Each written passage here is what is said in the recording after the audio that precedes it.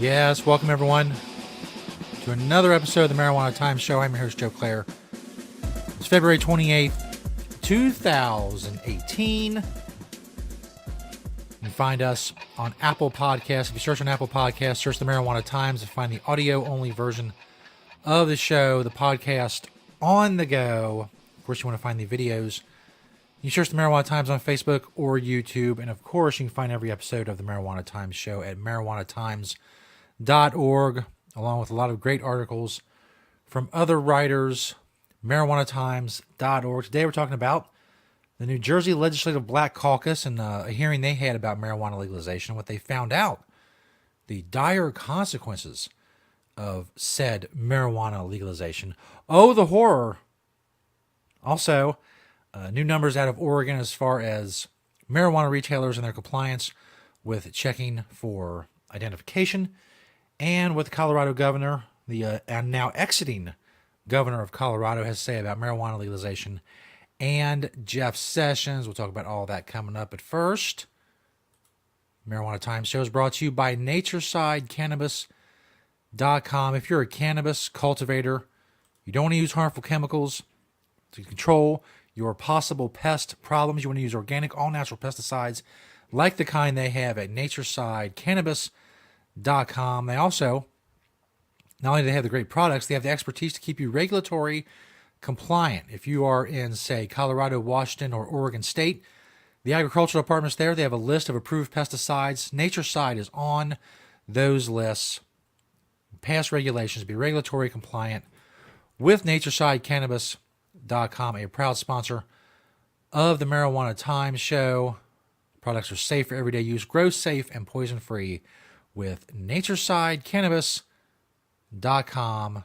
Go check them out, get the products, the expertise, and more.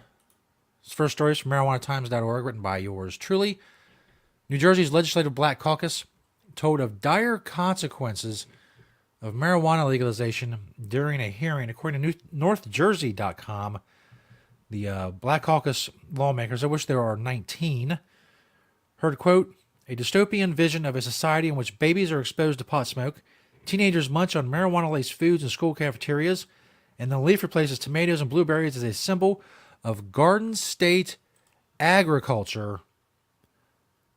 The hearing was led by State Senator Ronald Rice, who's a Democrat who served in the New Jersey State Senate for more than 30 years. He's against the concept of legalization, but 15 of the 17 people invited to testify before the committee were also against legalization. According to Bishop Jethro James of Paradise Baptist Church in Newark, quote, it will devastate the African American community. It will devastate any chance of our children having a future. He's not talking about the plague. He's talking about marijuana legalization. It's going to devastate the black community and make sure that young black people have no shot at a decent future, all because of marijuana legalization. Where is this happening? I don't know. What does he have to back this up? I don't know. Nothing. As I point out in the article, where is legalization devastating black society? Where's marijuana destroying black communities? What's destroying black communities or helping destroy black communities is the fact that a lot of young black men are getting criminal records because of marijuana possession. Nonviolent marijuana offenses is putting them either in jail or giving them a criminal record, harming their chances for further education or job opportunities. That's what's harming the black community. It's marijuana prohibition itself. It's young black men getting criminal records for nonviolent offenses in which they did not infringe on the rights of anyone else. That seems to be the problem. This bishop guy and all these other people, apparently they're experts about what's going on. It's not surprising that a smart approach to marijuana, Sam had a little to do with this. They helped fill the roles of the anti-marijuana speakers, which is one of the reasons 15 of the 17 people who testified in the hearing were against legalization. As I mentioned, the Legislative Black Caucus in New Jersey has 19 members, and it may be the key to marijuana legalization passing in New Jersey at all. If they are not swayed, and apparently they have a couple more hearings coming up, if they are not swayed, then things may not be looking as bright as we thought they were for recreational legalization in New Jersey This next story is from statesmanjournal.com out of Oregon.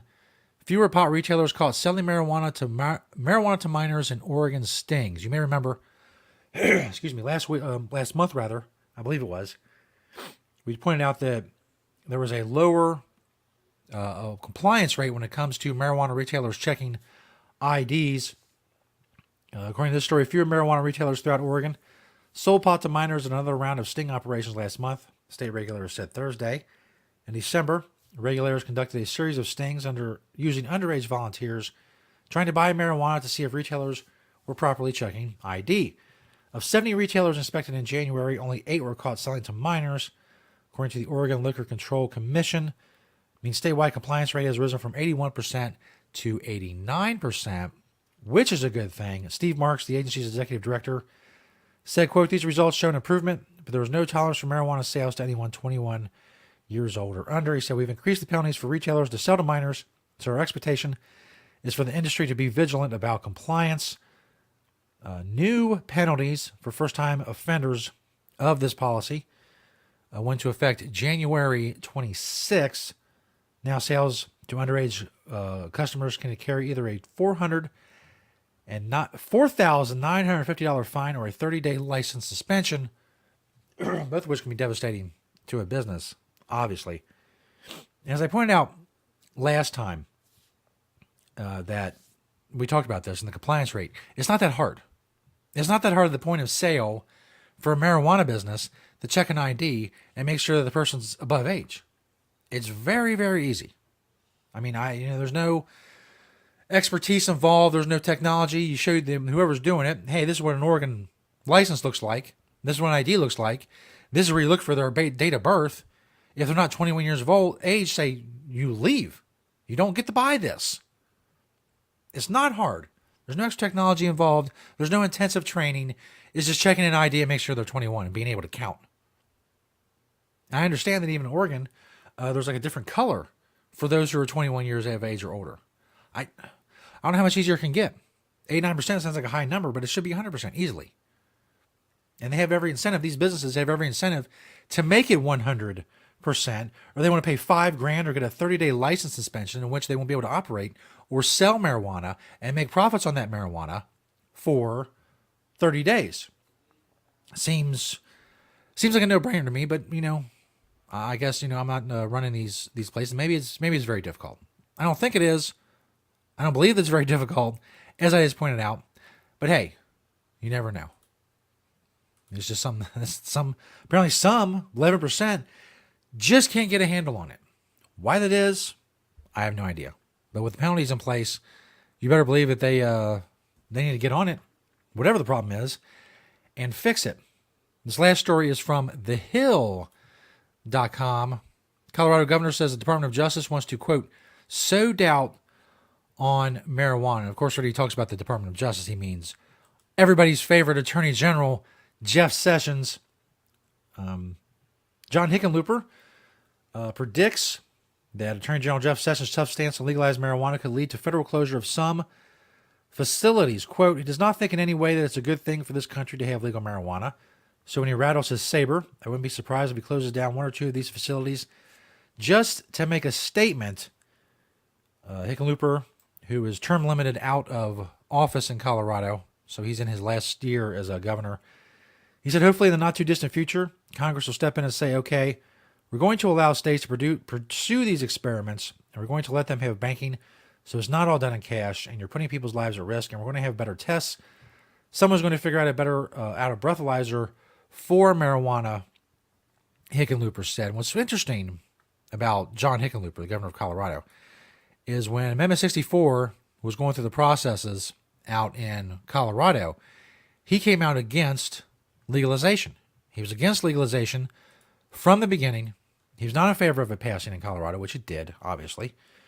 And his evolution over the last few years, as he's seen, as he says later in this interview, he says, look at all these people who are involved in the marijuana business.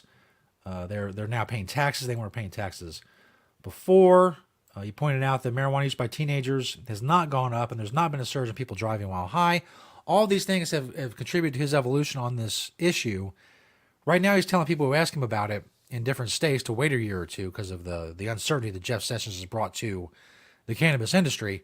But overall, he's come around to the feeling that it's produced a lot of great things for Colorado. And then a lot of the things that he worried about happening, and a lot of things that prohibition people worried about happening when legalization came to Colorado, have not happened, and they're not going to happen. So John Hickenlooper is really an interesting case when it comes to seeing firsthand the facts on the ground of what happens when legalization is implemented, and all the doom and gloom predictions that people have come up with don't come to pass. Now, he's moved from someone who was totally against it to someone who says, hey, look, we're doing it right in Colorado. It's working. The things we feared have not come to pass. So maybe it's a good thing. And that's what we've been saying. So we said since the beginning. We told you, teen use is not going to go up. Fatalities, driving while high, all that's not going to go up. There's going to be jobs, economic activity, tax revenue, less people in jail, less law enforcement resources used for marijuana, less people with criminal records, like I was talking about before, for nonviolent offenses. All of those are good things.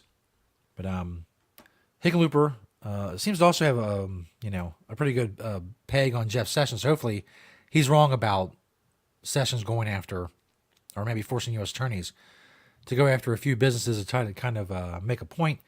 As Hickenlooper points out in this article, there's no predictability now in the marijuana business, which may be one of the reasons for the rescission of the Cole memo. And one of the things that Jeff Sessions is trying to do is just slow down legalization, not in a crackdown sort of way, but in a, hey, I'm over here, I'm sowing doubt and uncertainty in the marijuana industry, so you may want to stay out.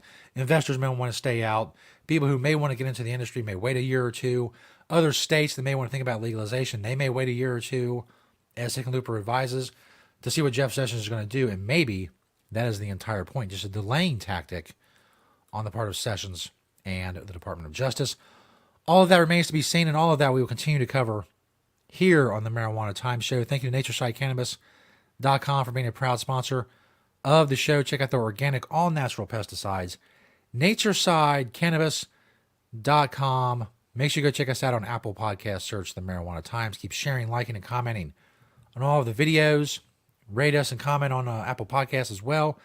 Help us spread the truth about cannabis here on the show. Thanks, everybody, for watching and listening. We'll see you next time on the Marijuana Time Show.